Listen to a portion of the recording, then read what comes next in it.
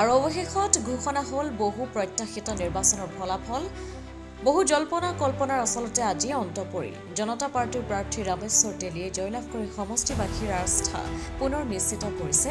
জয়ৰ পিছতে আজি দুলীয়াজানত দেখিবলৈ পোৱা গ'ল উৎসৱমুখৰ পৰিৱেশ।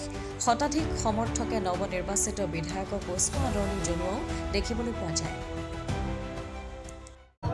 প্ৰথমতে মই চৰ্দাৰ দুলীয়াজানবাসী ৰাইজক মই ধন্যবাদ জনাইছোঁ। তেওঁলোকৰ আশীৰ্বাদৰ কাৰণেই 10,500 এটা ভোটৰ ব্যৱধানত মই জিকিবলৈ সক্ষম হ'লোঁ।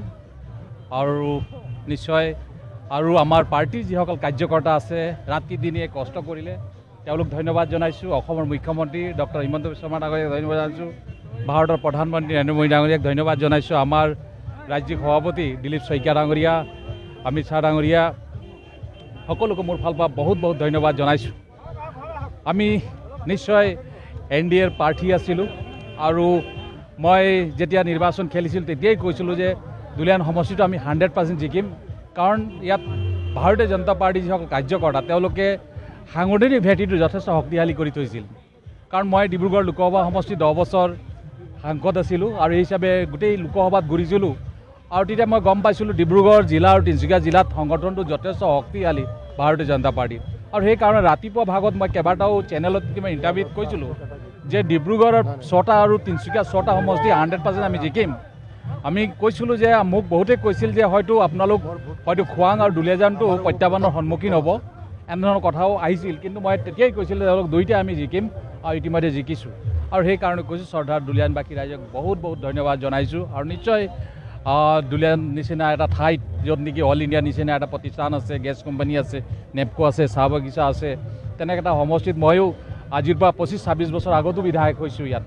কিন্তু সেই সময়ত মোৰ চৰকাৰ নাছিল। আৰু নিশ্চয় আমি আশা ৰাখিছোঁ ডক্টৰ হিমন্ত বিশ্ব শৰ্মা ডাঙৰীয়া মুখ্যমন্ত্ৰী হ'ব আৰু তেওঁৰ নেতৃত্বত আমি কাম কৰিম, দুলীয়াজান সমষ্টিৰ উন্নয়নৰ কাৰণে কাম কৰিম।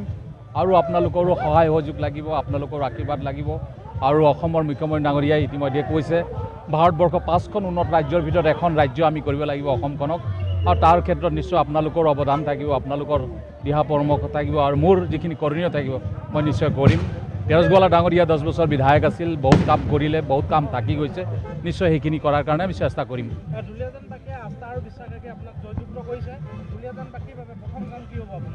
চাওক, এতিয়াই কৈ দিয়া সম্ভৱ নহয়। এতিয়া মই প্ৰায় 5-6 কিলোমিটাৰ খোজকাঢ়ি আহিছোঁ।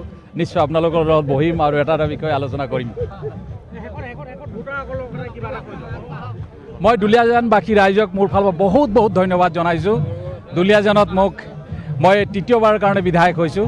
কাৰণ আপোনালোক জানে 2001 চনত হৈছিলোঁ, 2006 চনত হৈছিলোঁ আৰু 2011 চনত মই প্ৰায় 3000 ভোটত হাৰিছিলোঁ। আৰু আকৌ এইবাৰ মই বিধায়ক হৈছোঁ।